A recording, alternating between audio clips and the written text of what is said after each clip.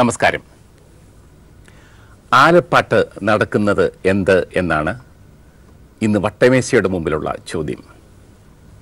കൊല്ലം ജില്ലയിലെ ഒരു തീര പ്രദേശമാണ് ആലപ്പാട്.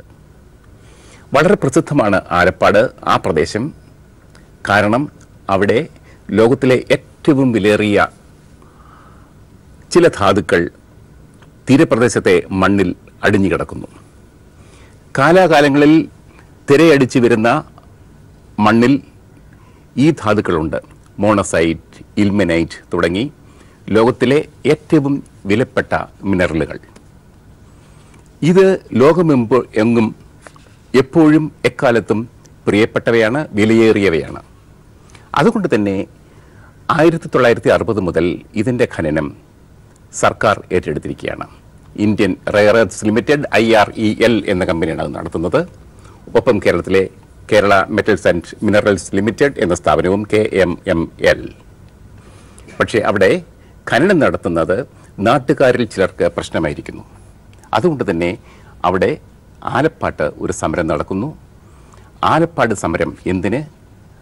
ആ സമരം എത്ര കണ്ട് ഖനനത്തിൻ്റെ ഭാവിയെ ബാധിക്കും? ഇത്യാദി ചോദ്യങ്ങൾ വട്ടമേശ ഉന്നയിക്കുകയാണ്. വട്ടമേശയിൽ പങ്കെടുക്കുന്നത് KC ശ്രീകുമാർ, ആലപ്പാട്ട് സമരസമിതി നേതാക്കളിൽ ഒരാളാണ്. ഡോക്ടർ KV തോമസ്, NSES എന്ന കേന്ദ്ര സ്ഥാപനത്തിൻ്റെ സയൻറ്റിസ്റ്റായിരുന്നു. അദ്ദേഹം ഇപ്പോൾ റിട്ടയർ ചെയ്തിരിക്കുന്നു. ഈ വിഷയത്തിൽ ഒരു വിദഗ്ധൻ കൂടിയാണ് ഡോക്ടർ KV തോമസ്. സുരേഷ് കുഞ്ഞിപ്പിള്ള, സാമൂഹ്യ പ്രവർത്തകനാണ്. TC രാജേഷ്, മാധ്യമ പ്രവർത്തകൻ. ചർച്ച ആരംഭിക്കുന്നു. KC ശ്രീകുമാർ, എന്താണ് നിങ്ങളുടെ പ്രശ്നം? KC ശ്രീകുമാർ ആ നാട്ടുകാരനാണല്ലോ അല്ലേ? ആലപ്പാടുകാരനാണല്ലോ അല്ലേ?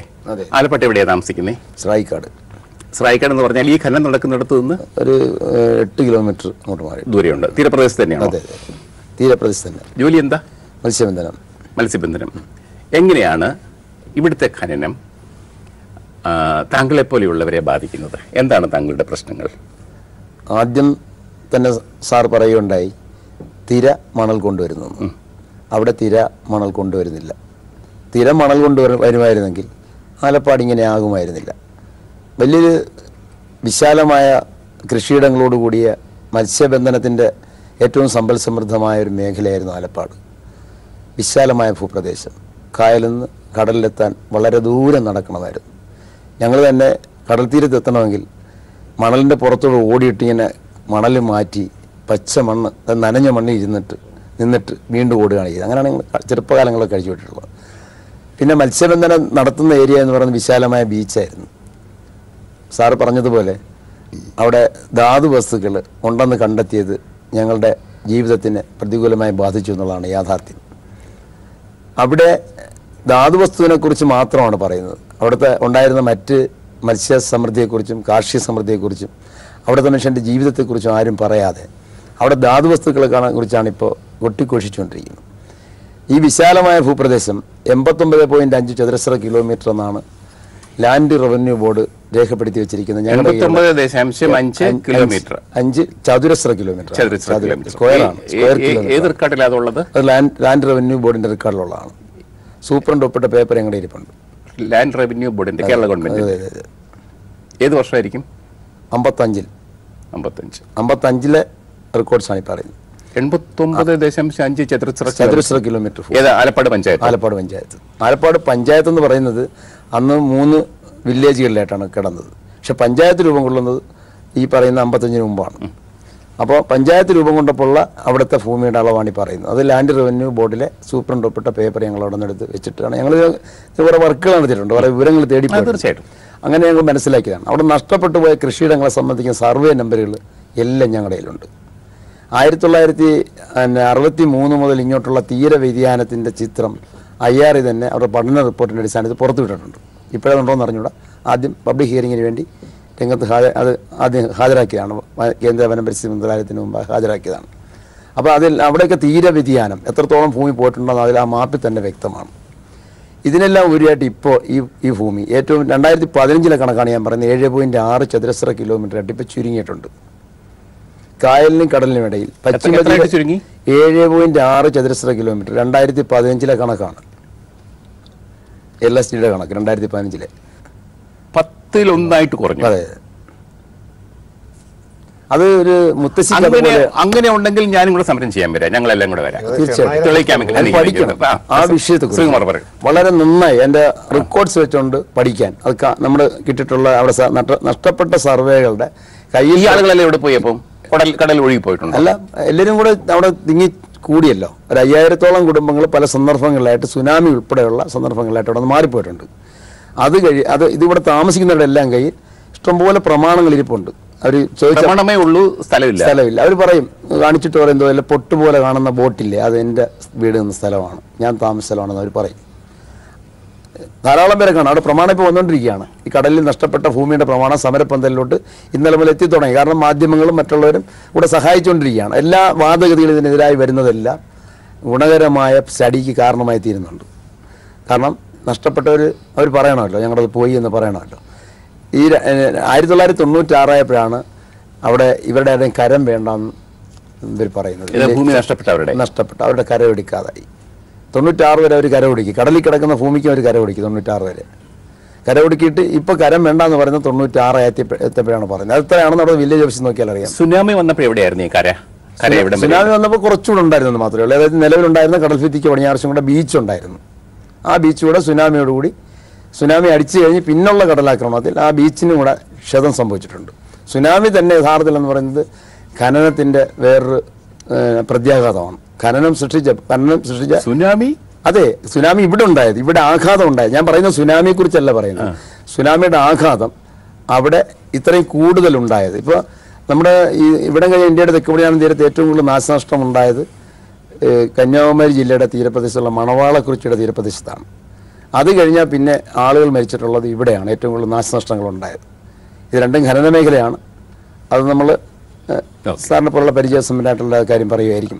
പക്ഷെ ഇവിടെ ഇപ്പോൾ നിലവിലുള്ള കടൽഭിത്തി, അതായത് പശ്ചിമഘട്ട മലനിരകളെ പൊട്ടിച്ചുകൊണ്ട് അവിടെ ഇട്ടിരിക്കുന്ന സ്ഥലമുണ്ടല്ലോ, തീരം സംരക്ഷിക്കാൻ അവിടെ ചെയ്തിരിക്കുന്ന പ്രവൃത്തി, അതിൻ്റെ ഇടയിലായിട്ട് 10 മീറ്റർ വീതി വലിയ കുഴി ഇപ്പോൾ രൂപാന്തരപ്പെട്ടിട്ടുണ്ട്.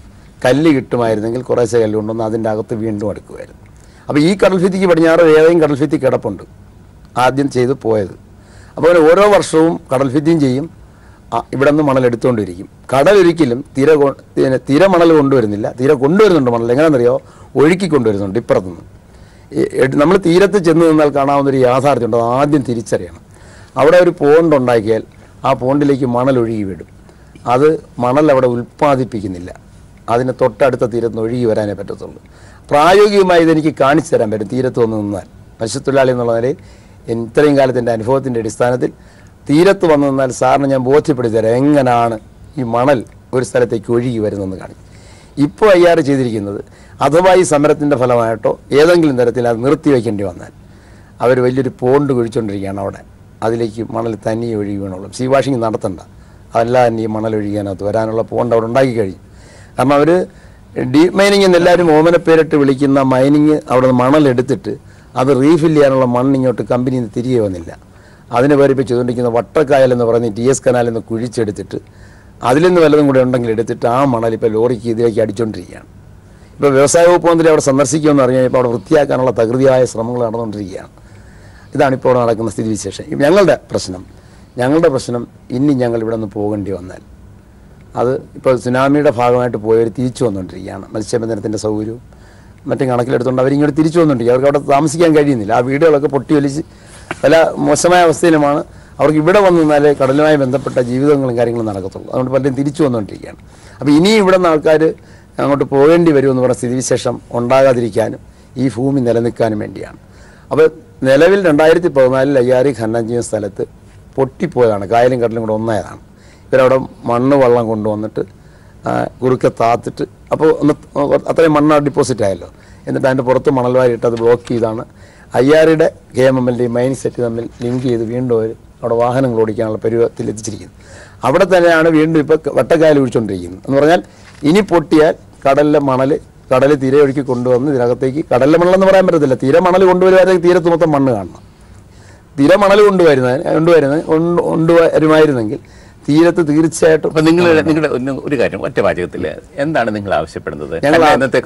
ഞങ്ങൾ ഇത്രയും കാലം നടന്ന ഒത്തിരി ഡയലോഗുകൾ നടന്നിട്ടുണ്ട്. ഈ പറയുന്ന ഖനനം തുടങ്ങിയ കാലം മുതൽ തന്നെ ഇങ്ങോട്ട് മത്സ്യത്തൊഴിലാളികൾ പലതരത്തിൽ അവരുടെ ജീവിത സൗകര്യങ്ങൾക്ക് ഉണ്ടാകുന്ന പ്രശ്നങ്ങൾ കാണിച്ചിട്ട് പ്രക്ഷോഭണങ്ങൾ ഉണ്ടായിട്ടുണ്ട്. ഈ പ്രക്ഷോഭണങ്ങളൊക്കെ ആളുകളെ ഭിന്നിപ്പിച്ച് കൈകാര്യം ചെയ്ത് ഒരു കുത്തക മുതലാളിയെ പോലും നാണിപ്പിക്കുന്ന തരത്തിൽ IRE എന്ന് പറയുന്ന പൊതുമേഖലാ സ്ഥാപനം പ്രവർത്തിപ്പിച്ചിട്ടുണ്ട്.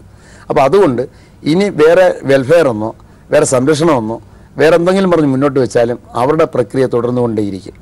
കഴിഞ്ഞ കാലത്ത് TV തോമസ് ഉൾപ്പെടെയുള്ളവർ നടത്തിയ പല ചർച്ചകൾ അവിടെ നടക്കും. പക്ഷേ അവിടെ ചെല്ലുമ്പോൾ ഫീൽഡിൽ പ്രവൃത്തി വേറെ ഒന്നായിരിക്കും IRE മാനേജ്മെൻറ്റിൻ്റെ. അതിൻ്റെ ഫലമായിട്ടാണ് ഈ നിങ്ങളുടെ ആവശ്യം എന്താണ്? ഇപ്പം ഖനനം നിർത്തിവെക്കണം. നിർത്തണം. അതെ, ഇനി 7.6 ഉള്ളൂ. ഈ ഭൂമി കൊണ്ട് ഈ ലോകത്തിൻ്റെ ഊർജ്ജം മൊത്തം പരിഹരിക്കാനും ഈ ലോകത്തെ ആവശ്യങ്ങൾ മുഴുവൻ പരിഹരിക്കാനും എല്ലാ പ്രശ്നങ്ങളും പരിഹരിക്കാൻ 7.6 ചതുരശ്ര കിലോമീറ്റർ ഭൂമി കൊണ്ട് എനിക്ക് പറ്റുമോ, കഴിയുമോ? ഡോക്ടർ കെ തോമസ്, ഈ ഖനനം അതിൻ്റെ ചരിത്രമായി എനിക്കറിയേണ്ടത്. ഖനനം 1911 ആ സമയത്ത് ഇത് ഇവിടെ ഇങ്ങനെ ഒരെണ്ണം കണ്ടെത്തി കഴിഞ്ഞ് അതിനെക്കുറിച്ചുള്ള വിദേശത്തു നിന്നുള്ള സാഹിബന്മാരാണത് എത്തിയത്. അവർ കണ്ടെത്തി കഴിഞ്ഞ് അത് വിലയേറിയൊരു മിനറലാണെന്ന് കണ്ട് അതിനെ ഉപയോഗിക്കുന്ന രീതിയെക്കുറിച്ച് അവർ ആലോചിച്ചു. അത് ഖനനം ചെയ്യാന്ന് പറഞ്ഞാൽ വാരിയെടുക്കുക. ഇന്നത്തെ പോലെ മെക്കനൈസ്ഡ് ആയിട്ടുള്ളൊരു ഖനന സംവിധാനമില്ല. അന്നൊക്കെ ഈ വാരിയെടുത്ത് മണ്ണ് അപ്പാടെയും കൊണ്ടുപോകായിരുന്നു, കയറ്റി അയക്കുകയായിരുന്നു. ഇപ്പം എന്താ ചെയ്യുന്നത്? മണ്ണെടുത്തിട്ട് IRE എടുത്ത് അത് വേർതിരിക്കും. കരിമണൽ എന്നാണ് പറയുന്നത്. IRE മാത്രമല്ല, KMML രണ്ടുപേരും ഏതാണ്ട് ഒരേ ഏരിയ എന്നാണ് മൈൻ ചെയ്യുന്നത്. നമ്മളിപ്പോൾ IRE മാത്രമായിട്ട് മൈനിങ്ങിന്റെ കാര്യം പറയുമ്പോൾ IRE മാത്രമായിട്ട് ഇല്ല പറഞ്ഞിട്ട് കാര്യമില്ല. ഇത് രണ്ടുകൂടെ ഉള്ളതാണ്. അപ്പോൾ അവർ രണ്ടുപേരും എടുക്കുന്നുണ്ട്. വാല്യൂ ആഡഡ് പ്രോഡക്ട്സ് കൂടുതലും KMML ആണ് ചെയ്യുന്നത്. IRE അതിൽ കൂടുതലും അവിടെ വെച്ച് വലിയ പ്രോസസ്സിംഗ് ഇല്ല. പിന്നെ അടുത്ത കാലത്ത് കുറച്ചൊക്കെ തുടങ്ങിയിട്ടുള്ളൂ. അതവർ സെപ്പറേറ്റ് ചെയ്ത് IRE എന്നുള്ള കേന്ദ്ര സ്ഥാപനമാണ്, കേന്ദ്ര ഗവൺമെന്റാണ് നേതൃത്വം നൽകുന്നത്. അതെ, അതിവിടെ മാത്രമല്ല. IREക്ക് മണവാളക്കുറിച്ചുണ്ട്, ഒറീസയുണ്ട്, ഛത്രപൂർ. പിന്നെ നമുക്ക് നമ്മുടെ ഈ കരിമണൽ ഡിപ്പോസിറ്റ്സ് മഹാരാഷ്ട്രയിലുണ്ട്, തൂത്തുക്കുടിയിലുണ്ട്, ആന്ധ്രാപ്രദേശിലുണ്ട്. ഇങ്ങനെ പല സ്ഥലങ്ങളിൽ നമ്മൾ അതിൻ്റെ ഇത് കണ്ടെത്തിയിട്ടുണ്ട്. അതിൽ പല കാര്യങ്ങൾ കൊണ്ട് മൈനിങ് ഏറ്റവും ഫീസിബിളും കോൺസെൻട്രേഷൻ കൂടുതലുള്ളതും ഇവിടെയാണ്. അതുകൊണ്ടാണ് ഞാൻ കേട്ടത്, ഞാൻ അവരെ വിളിച്ചു വെച്ച് പറഞ്ഞത്, നമ്മൾ ഈ കരിമണലിൽ നിന്ന് ഈ മോണസൈറ്റ്, ഇൽമിനേറ്റ് തുടങ്ങിയൊക്കെ നീക്കം ചെയ്ത് കഴിഞ്ഞിട്ട് ബാക്കി വരുന്ന വെള്ളമണൽ അത് അവിടെ തന്നെ നിക്ഷേപിക്കും, അതുകൊണ്ട് നഷ്ടം വരുന്നില്ല എന്നാണ് അവർ പറഞ്ഞത്. ഇതിൽ രണ്ട് കാര്യങ്ങളുണ്ട്. ഇവിടെ രണ്ട് തരത്തിലുള്ള മൈനിങ് നടക്കുന്നുണ്ടെന്ന് പറയണം.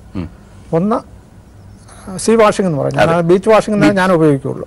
കാരണം ബീച്ചിൽ നിന്ന് എടുക്കുന്ന ബീച്ച് വാഷിംഗ് ആണ്. ഇല്ല, കരയിലെടുക്കുന്നതുണ്ട്. ഹിൻഡർലാൻഡ് മൈനിങ് ഉണ്ട്. അപ്പം ഹിൻഡർലാൻഡ് മൈനിങ്ങിൽ നിന്ന് എടുക്കുന്ന ഇതും ഇവിടുന്ന് എടുക്കുന്നതിൻ്റെയും വേർതിരിച്ച മണൽ സാധാരണ അവർ കര ഫില്ല് ചെയ്യാനാണ് എടുക്കുന്നത്. കാരണം എന്ന് പറഞ്ഞാൽ ഇവിടെ ഇട്ട് കഴിഞ്ഞാൽ ഇതിൻ്റെ കോൺസെൻട്രേഷൻ കുറയും. കരിമണലിൻ്റെ ഹെവി മിനറൽസിൻ്റെ കോൺസെൻട്രേഷൻ കുറയുന്നതുകൊണ്ട് അവർ പ്രിഫർ ചെയ്യുന്നത് ലാൻഡിൽ തന്നെ ഫില്ല് ചെയ്യാനായിട്ടുള്ളൊരു ബീച്ചിലിടാനായിട്ട് അവർ സാധാരണ മടിക്കുന്നുണ്ടെന്നുള്ളതാണ് ഞാൻ മനസ്സിലാക്കിയിട്ടുള്ളത്. ആ തരത്തിലുള്ള ഒരു ഇതാണുള്ളത്. അപ്പം അത് കഴിഞ്ഞിട്ട് 1960-കളിലാണ് ഗവൺമെൻറ് ഇത് ഏറ്റെടുത്തത്. നമ്മുടെ കേന്ദ്ര ഗവൺമെൻറ് ഏറ്റെടുത്ത്. ഇപ്പം സ്വകാര്യ കക്ഷികൾ കേരളത്തിലില്ല. വെളിയിൽ കേരളത്തിന് വെളിയിൽ സ്വകാര്യ കക്ഷികൾ മൈൻ ചെയ്യുന്നുണ്ട്. അത് ഈ തൊഴിലല്ലെങ്കിലും അവരുടെ മൈനിങ് നടക്കുന്നു. അത് കാലാകാലങ്ങളായിട്ട് പിന്നെ ഇങ്ങനെ നടന്നുകൊണ്ടിരിക്കുകയാണ്. ഇപ്പോഴും നടന്നുകൊണ്ടിരിക്കുന്നത് കേരളത്തിൽ. സുരേഷ്, നമ്മുടെ ശ്രീകുമാർ പറയുന്നത് 89.5 കിലോമീറ്റർ ചതുരശ്ര കിലോമീറ്റർ സ്ഥലം ഉണ്ടായിരുന്നു ഇവരുടെ പ്രദേശത്തിന്.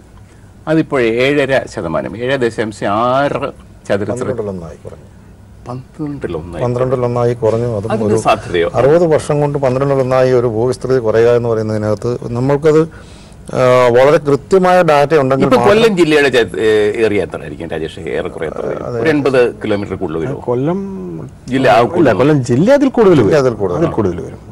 കൊല്ലം പട്ടണം വേണ്ട 60 ചതുരശ്ര കിലോമീറ്റർ ആണ് മൊത്തം വിസ്തൃതിയാണ്. പക്ഷെ ഈ പറയുന്നതെന്ന് പറഞ്ഞാൽ നമ്മളിപ്പോൾ കരുനാഗപ്പള്ളി അല്ലെങ്കിൽ ഈ പറയുന്ന നമ്മളുടെ ആലപ്പാട് മുതൽ കൊച്ചി വരെയുള്ള കായൽ തീരത്തിൽ 1 കിലോമീറ്റർ വീതം പോയി എന്ന് പറയുന്ന ആ മാസമാണ് ഈ പറയുന്ന 80 കിലോമീറ്റർ എന്ന് പറഞ്ഞിട്ടുള്ളത്.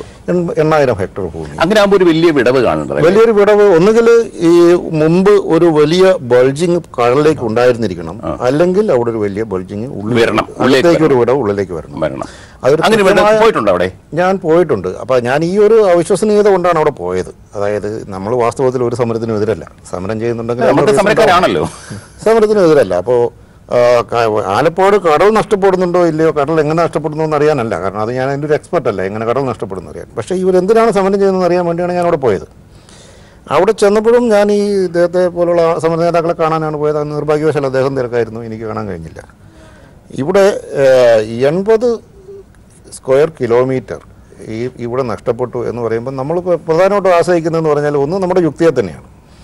ഇപ്പോൾ ഈ ഇത് 12-1 60 വർഷത്തിനുള്ളിൽ ഒരു പഞ്ചായത്ത് നമ്മളുടെ കേരളത്തിൽ നമ്മളെല്ലാവരും ഒരു സർവൈലൻസിലാണ് ഇപ്പോൾ നിൽക്കുന്നത്, അറിയാമല്ലോ. നമ്മളിപ്പോൾ കേരളത്തിൽ എന്ന് പറഞ്ഞാൽ അപ്പോൾ അത്രയും നമ്മൾ അവിശ്വസനീയമായ ഒരു കണക്കാണ്.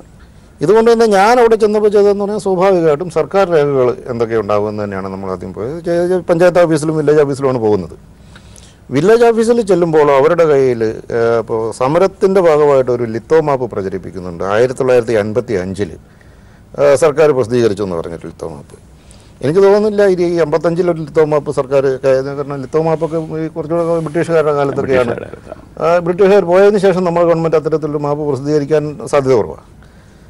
അതുകൊണ്ട് തന്നെ അവിടെ ചെന്ന് കഴിഞ്ഞപ്പം വാസ്തവത്തിൽ ഈ ആലപ്പാട് വില്ലേജ് ഓഫീസിൽ ഇവരുടെ സമരപന്തലിൽ നിന്ന് ജസ്റ്റ് ഒരു 20-30 മീറ്റർ അകലെയുള്ള വില്ലേജ് ഓഫീസിൽ അവിടെ ഒരു ലിത്തോ മാപ്പുണ്ട്. അത് അവർ പറയുന്നത് ബ്രിട്ടീഷുകാരുടെ കാലത്തുള്ളതാണ്. പ്രോബ്ലി ഒരു 1938 മറ്റോ വരച്ച മാപ്പ് എന്നാണ് പറയുന്നത്. ആ മാപ്പിൽ നമ്മൾ കാണുമ്പം വാസ്തവത്തിൽ ആലപ്പാട് കര പോയിട്ടുണ്ട്. ആലപ്പാട് കര പോയിട്ടുണ്ടെന്നുള്ളത് വസ്തുത തന്നെയാണ്, അതിനകത്ത് തർക്കമേ ഇല്ല. കാരണം എന്ന് പറഞ്ഞാൽ ഏകദേശം 100 വർഷത്തോളമായിട്ട് അവിടുത്തെ മണ്ണ് വാരിക്കൊണ്ട് പോകുമായിരുന്നു.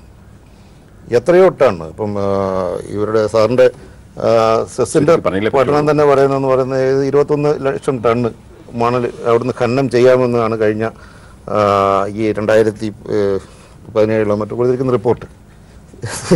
അപ്പോൾ അത്രയധികം ക്വാണ്ടിറ്റി മണ്ണ് അവിടുന്ന് മുമ്പും വാരിയിട്ടുണ്ടാവണം.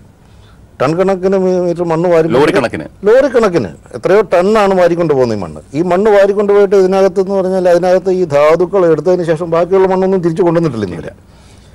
സ്വാഭാവികമായിട്ട് ഇവിടുന്ന് എടുത്തുകൊണ്ട് പോയിട്ടുണ്ടെങ്കിൽ ആ കുറവ് അവിടെ കാണും. അത് ആ കര മുഴുവൻ കാണുന്നുണ്ട്. അത് വാസ്തവത്തിലുണ്ട്. പക്ഷേ ഈ പറഞ്ഞൊരു വലിയ അളവ് അവിടെ കാണുന്നില്ല. രണ്ടാമത്തെ ഒരു വിഷയം എന്ന് പറഞ്ഞാൽ ഞാനവിടെ നമ്മൾ ഈ കര ആലപ്പാട് ഇപ്പോൾ വെള്ളനാതുരത്ത് മുതൽ അഴീക്കൽ വരെ ആ തീരം മുഴുവൻ സഞ്ചരിച്ചിട്ടാണ് വന്നത്. ഈ ത്രൂ ഔട്ട് ദ ലൈൻ ഈ സീ വാഷിംഗ് നടക്കുന്ന ഒരു ചെറിയ ഏരിയ ബ്രേക്ക് ചെയ്തുള്ള വെച്ച് മുഴുവൻ കടൽ ഭിത്തിയുണ്ട്. നമ്മൾ അന്വേഷിച്ചപ്പോൾ മനസ്സിലായത് 20 വർഷം മുമ്പാണ് ആ കടൽ ഭിത്തി അവിടെ നിർമ്മിച്ചിരിക്കുന്നത്. ഈ കടൽ ഭിത്തിയുടെ ഇപ്പുറത്തുനിന്ന് മണ്ണ് പോയിട്ടുണ്ട്. അതെങ്ങനെയാണെന്ന് വെച്ചാൽ അതിൻ്റെ മേലെ കൂടെ വെള്ളം ഇപ്പുറത്തേക്ക് തിരയടിച്ച് പോയിട്ട് അടിയിൽ കൂടെ മണ്ണ് ഒഴുകി പോകുന്നു. ഇവിടെ ഒരു ഉണ്ടാകുന്നുണ്ട്. പക്ഷേ എങ്കിലും ഈ ബോർഡർ ലൈൻ 20 വർഷമായിട്ട് ഇൻടാക്റ്റ് ആയിട്ട് നിൽക്കുന്നതാണ് മനസ്സിലായത്. പിന്നെ മൂന്നാമത്തെ കാര്യം, പഞ്ചായത്ത് ഓഫീസ് ആലപ്പാട് പഞ്ചായത്ത് രൂപീകരിച്ചിട്ട് വർഷങ്ങളായി. അവിടെ ഈ പഞ്ചായത്തിൽ നിന്ന് ഒരു വീട് നഷ്ടപ്പെട്ടാൽ, അല്ലെങ്കിൽ ഒരു പഞ്ചായത്ത് വീട് നമ്പർ കൊടുത്തൊരു വീടോ അല്ലെങ്കിൽ ഒരു പുരയിടമോ നഷ്ടപ്പെട്ടാൽ സ്വാഭാവികമായിട്ടും ആ നഷ്ടം അവിടെ കാണണം. ഇത് വില്ലേജ് ഓഫീസിലും അത്തരം രേഖകളില്ല.